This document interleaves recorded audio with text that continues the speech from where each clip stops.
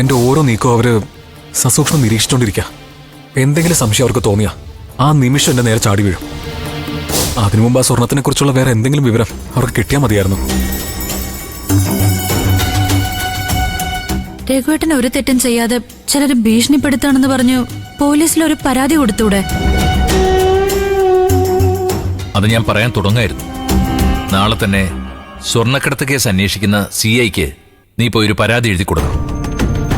സ്വർണ്ണക്കടത്ത് നടത്തിയവർ നിരപരാധികൾക്ക് ഭീഷണിയായാൽ അത് തടയേണ്ട ഉത്തരവാദിത്വം പോലീസിനുണ്ട്. ഞാനും വരാൻ രഘുവേട്ടാ.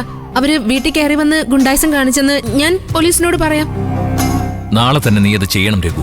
ഇല്ലെങ്കിൽ എന്തുകൊണ്ട് പരാതിപ്പെട്ടില്ല എന്ന് നാളെ ഒരു ചോദ്യം വന്നേക്കാം. ശരിയമ്മോ, നാളെ തന്നെ പോയി പരാതി കൊടുത്തോളാം.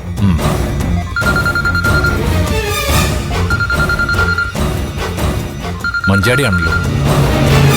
ഹലോ, ആ മോളെ മഞ്ചാടി. ശബരേട്ടനും ദേച്ചി അച്ഛനെ വിളിച്ചിരുന്നോ? ഇല്ല, വിളിച്ചില്ല. ഹോസ്റ്റൽ റെഡിയായോ മോളെ?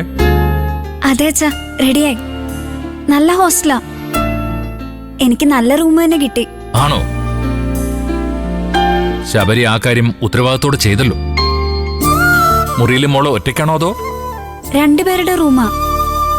ഇവിടെ താമസിച്ചുകൊണ്ടിരുന്ന കുട്ടി ഇന്ന് നാട്ടിൽ പോയി. ഞങ്ങള് പരിചയപ്പെട്ടു.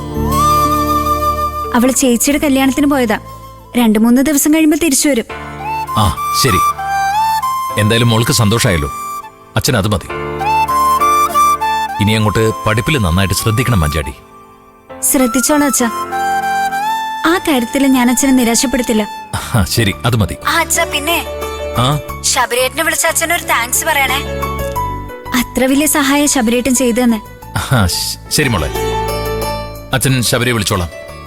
എന്നാ ഞാൻ കട്ട് ചെയ്യട്ടെ അച്ഛാ, നാളെ വിളിക്കാം. ശരി മോളെ, എന്നാ ആയിക്കോട്ടെ.